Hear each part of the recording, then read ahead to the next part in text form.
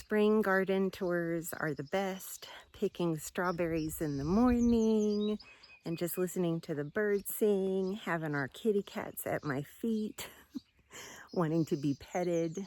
I hope you're having a beautiful day and enjoying nature just a little bit, even if you're in the city.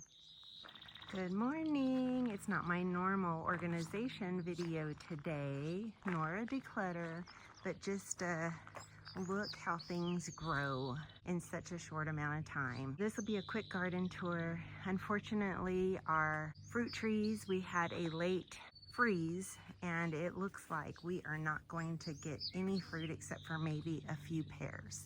They were all in bloom whenever that freeze came, so we don't see any peaches or plums or nectarines, and that's okay. It really isn't, but it is.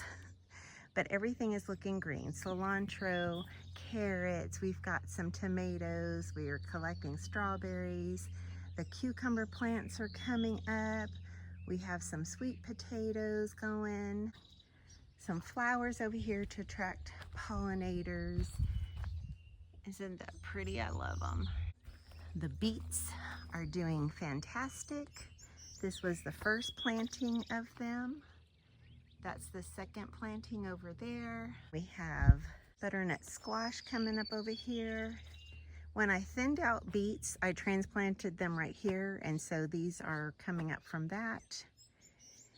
And then I have some sweet potatoes in those. And then I have some little squash right there coming on, the patty pan squash. And then these are eating cucumbers where the other ones are pickling.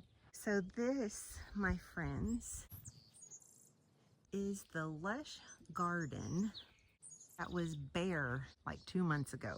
Our fig plant, which is a turkey fig, I think is what it's called, is coming back.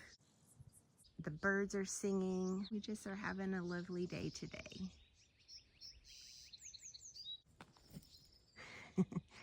Mr. Chubby saying good morning.